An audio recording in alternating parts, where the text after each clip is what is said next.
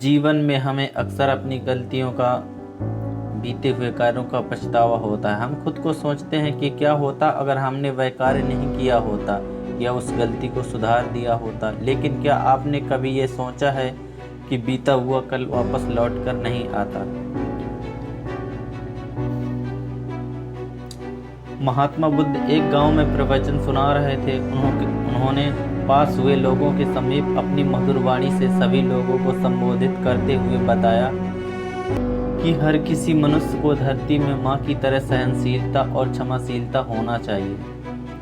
क्रोध मानव का ऐसा शत्रु है जो दूसरों को तो हानि पहुंचाएगा, साथ में ही खुद को भी उससे नहीं बच पाएगा। इसलिए क्रोध, ईर्ष्या मानव की सबसे बड़ी शत्रु है। सभा में सभी लोग शांति से उनकी बात को ध्यानपूर्वक सुन रहे थे।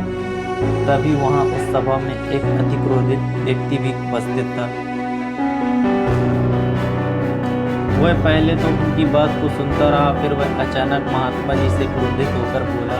बोलते समय उसकी आंखें खून के समान लाल हो रही थी। उसने बोला कि तुम ढोंगी हो, यहाँ बैठकर लोगों को बेवकूफ बना रहे हो। ये जो भी तुम कुछ कह रहे हो ना, इसको सचमुच करना बहुत मुश्किल है।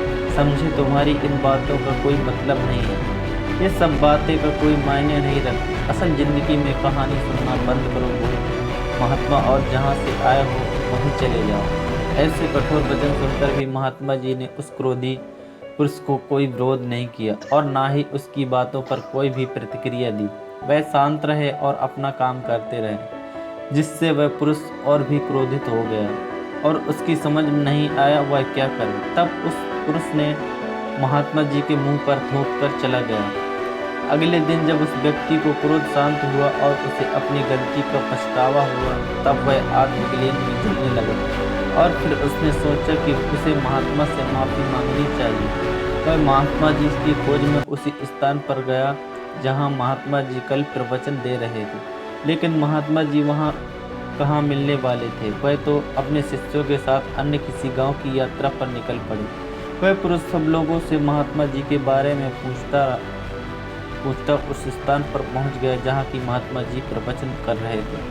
तब उस पुरुष को महात्मा जी के शिष्यों ने उन्हें उनके पास जाने से रोका, लेकिन महात्मा जी ने अपने शिष्यों को आदेश दिया कि आने दे उस पुरुष को।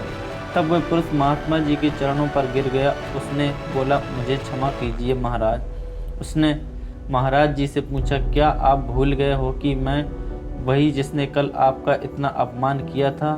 मैं अपने दुष्ट कृत्य की आपसे माफ़ी मांगता हूँ। तब महात्मा जी ने बड़े शालीनता से उस पुरुष से बोले कि कौन सी बात।